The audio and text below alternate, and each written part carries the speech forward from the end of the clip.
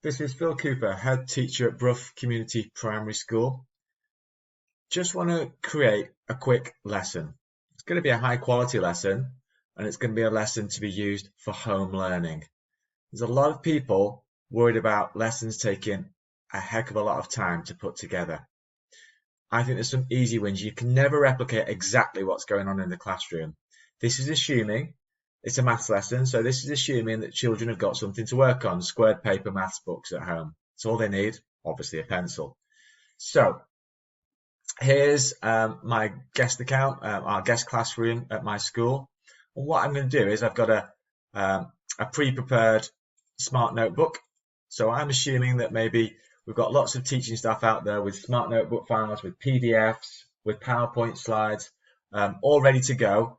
And it's that whole hassle of how do I then get them to my children so they can work on them on Google Classroom and be able to do the work without me having to go through all that hassle of changing formats and things. Well, all I'm going to do is, actually, I'll shift my screen up a little bit there so you can see that.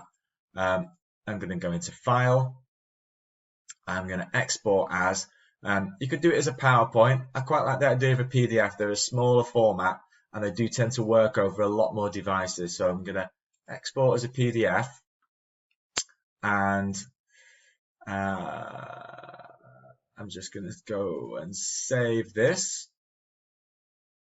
Let's put it in a folder I'll find really quick. Let's put it in my downloads folder, and I'm going to do test maths lesson, and it's been saved automatically as a PDF file. So that's gone. It's a lesson on doubling and halving numbers using partitioning. It's got some, excuse me, some examples of how to set the work out. It's got a date, a learning objective, and it's using the partitioning method. So if you were teaching that, I would recommend that either A, there's some instructions on Google Classroom, or B, you've got a pre-recorded lesson, just like I'm doing now, to walk the children through it, or C, you're on Google Meet broadcasting this live. I would tend to go with a pre-recorded lesson using something like Screencast-O-Matic, just to walk the children through what the instructions are. Once you get used to putting those lessons together, you can usually do them on the first take. So I've created this as a PDF, and there's the actual work that I want to do. It's in 3 differentiated exercises. It's based on when we were studying the Greek, so I've used some Greek philosophers and mathematicians as stimulus for the children to complete the work. Just 6 questions on each one. Okay, so that's downloaded. What I'm going to do now is close that down, and I'm going to go into classwork on my classroom. I'm going to create a new assignment. Doubling using partitioning.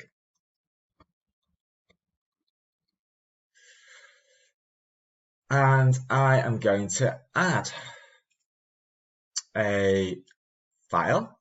I'm going to find it in my downloads. I'm going to upload it from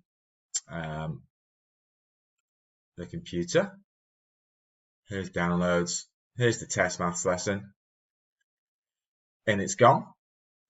I need the pupils to do some work now. I've seen examples of staff creating loads and loads of extra slides within lessons to be able to let the children access them. Why not just insert a Google Doc and let them do the work? I'm not going to create one because I've already just pre-prepared one, nice and quick. I'm going to add, it's in my Google Drive. Actually, in my shared drive, there's a bit of a journey to get there. A staff folder. In this class, maths. And it's here. Now that's in, let's have a look at this really important section here. With our PDF, we've got 3 options for everything we've inserted. Students can view, students can edit, and make a copy for each student. With the PDF, We just want the student to be able to view it. So that's set as fine. With the Google Doc, we want to make a copy for every student so that they can then work on it themselves and then turn it in once the work is complete. So I'm just going to save that as such. Let's have a little look at the doc itself. Now I know I pre-prepared this. You could have clicked on create and inserted a Google Doc. This literally took me 1 or 2 minutes to put together myself. You can see the title. You could put a learning objective further on if you wanted to. The sheet I completed was, because it's the differentiated sheet they're going to be looking at, so you can give instructions for the pupil to put the heading of the sheet they did, the 6 answers, and then I've put in a little thing like an extension. If you complete another sheet, tell me what it was below and add your answers in the same way. If a pupil can access those first 6 answers, they can create their own extra A to F on this particular lesson. So going back to the lesson itself, I'll just close that one down. You just need some instructions. I'm just going to press pause whilst I type those instructions in, because there's no point you being sat here whilst I'm doing all that. So I've just typed up the instructions. Hi guest class, watch my instruction video on the YouTube link, then use the test maths lesson to remind yourself of how I taught the lesson. Now that's assuming you put together a quick lesson using something like this, Screencast-O-Matic, or you might have taught it live. You might, if you want, have put detailed instructions on the lesson here saying read through the PDF. At the end of the day, if we're teaching, I still believe we need to teach online, and I think that's either best done using something like a teach tutorial pre-recorded or an online Google Meet.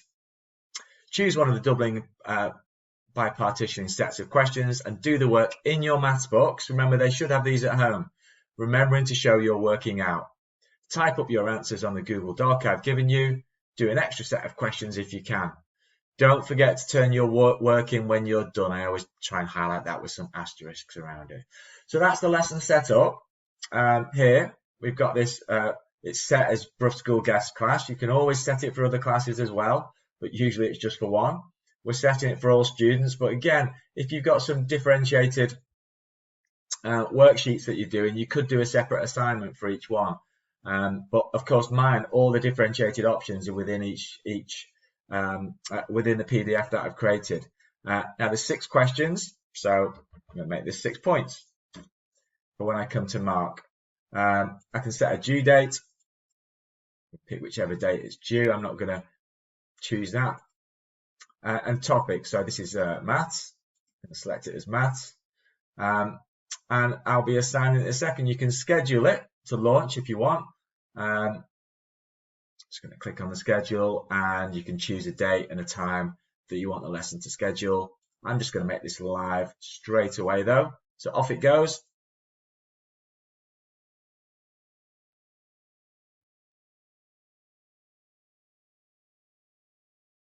And if I go back to my stream now, there you go. Mr. Cooper posted a new assignment, doubling using partitioning.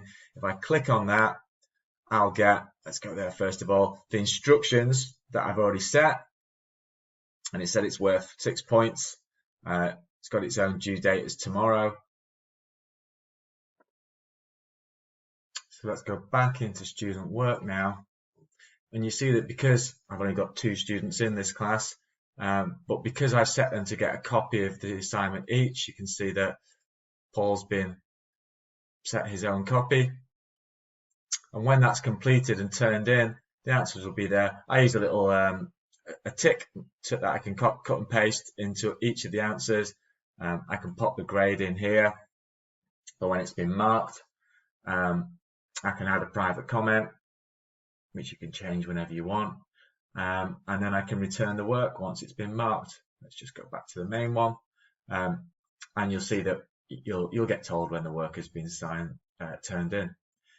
There you go. That's a really straightforward way of creating a lesson just using a smart notebook that I did absolutely nothing to. I just downloaded it as a PDF. I've posted that as my resource on the page in Google Classroom. I've just used a quick and simple Google Doc that I put together. I'm presuming that children have got resources like a maths book at home that they can do, that they can put their working out in. If you really want to, when it comes to presenting their work on a Google Doc, you can get children